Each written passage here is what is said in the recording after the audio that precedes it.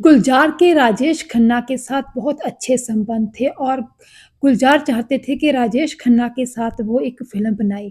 उन्होंने इस बारे में राजेश खन्ना के साथ बात की थी, तो राजेश खन्ना ने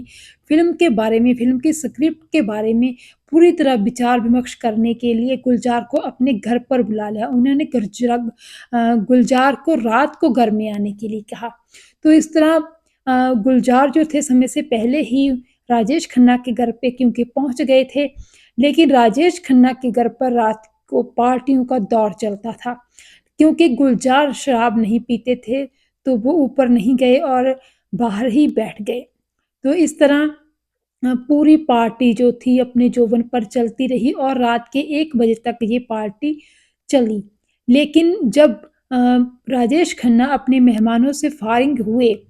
तो उस टाइम पे काफ़ी लेट हो गया था, तो राजेश खन्ना भी थक गए थे, तो इसलिए उन्होंने गुलज़ार को कहा कि वो कल आएँ और फ़िल्म की स्टोरी वग़ैरह जो है, जो भी बात करनी है वो आकर कल बात करें। तो गुलज़ार को राजेश खन्ना का ये बिहेवियर सही नहीं लगा। उन्हें लगा कि ये प्रोफ़ेशनलिज़्म नहीं है और एक कलाकार के लिए ये बात बिल्कुल सही नहीं है कि वो अपने आप जो काम उनको मिल रहा है, चलकर उनके पास आ रहा है, तो वो उस तरह टाल-मटोल कर रहे हैं इसके बारे में। तो गुलज़ार ने अ, राजेश खन्ना को लेकर फ़िल्म बनाने का ख़्याल जो था वो मन से निकाल दिया और फिर उन्होंने अपनी इस फ़िल्म किनारा के लिए साइन किया जितेंद्र को। जितेंद्र जो कि उस टाइम पे न्यू कमर ही थे और फ़िल्मों में काम पाने के लिए, फ़िल्मों में अपनी जगह बनाने के लिए फ़िल्म इंडस्ट्री में संघर्ष कर रहे थे। वो इस फ़िल्म में आ गई और उनके साथ आई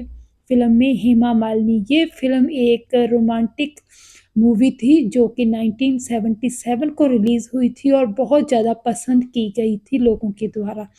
इस फ़िल्म को बहुत ज़्यादा आज भी इस फ़िल्म को क्लासिकल मूवीज़ में गिना जाता है और बहुत ही अच्छी एक बेमिसाल कहानी पर आधारित लाजवाब रोमांटिक मूवी है। और जो है जितेंद्र के करियर के लिए ये फ़िल्म बहुत अच्छी साबित हुई थी और एक महत्वपूर्ण मील का पत्थर कहा जा सकता है इस फ़िल्म को जितेंद्र के करियर के लिए। तो इस तरह राजेश खन्ना ने जो ये फ़िल्म कह लीजिए कि अपने हाथ से जाने दी थी, ये फ़िल्म आ गई थी जितेंद्र की झोली में और जितेंद्र ने इस फ़िल्म को करके न सिर्फ़ अपना करियर सँवारा बल्कि एक यादगारी भूमिका भी निभाई, एक यादगारी फ़िल्म में और इस तरह ये फ़िल्म जितेंद्र के जो थी झोली में आ गई। इस तरह बहुत सारे कलाकारों की ऐसी कहानियाँ होती हैं जो फ़िल्म को किसी न किसी वजह से ठुकरा देते हैं या उनके हाथों से यो फ़िल्म किसी न किसी तरह फिसल जाती है और वो चली जाती है दूसरे कलाकार के पास और दूसरा कलाकार उस फ़िल्म को करके कहीं न कहीं मुकाम हासिल कर ही लेते हैं। लेकिन बहुत सारे सितारे ऐसे होते हैं जो बाद में बहुत पछताते हैं कि ये फ़िल्म उन्होंने नहीं की और इस फ़िल्म को ना करने का उनको बहुत दुःख है, बहुत रिग्रेट है। कई लोग ऐसे होते हैं जो कि किसी न किसी मजबूरी के कारण कभी डेट्स ना होने के कारण, तो कभी किसी और मजबूरी के कारण वो फ़िल्म नहीं कर पाते हैं। लेकिन राजेश खन्ना जो थे वो स्टारडम की चोटी पर थे और बड़े-बड़े फ़िल्म मेकर उनके घर के उनके आगे पीछे जो थे चक्कर लगाते रहते थे उनके साथ काम पाने के लिए क्योंकि राजेश खन्ना की छवि एक रोमांटिक हीरो की थी और उस टाइम पे रोमांटिक हीरो की भूमिका में राजेश खन्ना को फ़िल्म मेकर अपनी फ़िल्म में खुशी-खुशी लेना चाहते थे।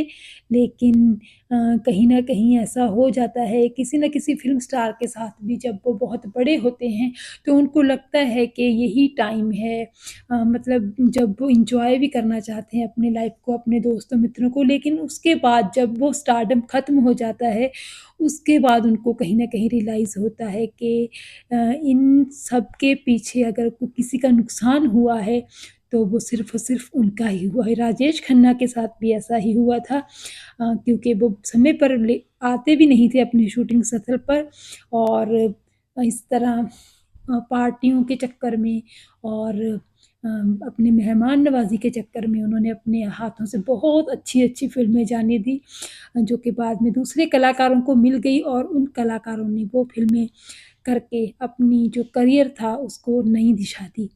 फ़िलहाल आपका फ़िल्म किनारा के बारे में क्या कहना है? अगर आपने ये फ़िल्म देखी है और आपको कैसी लगी ये फ़िल्म? कमेंट सेक्शन में ज़रूर बताइएगा।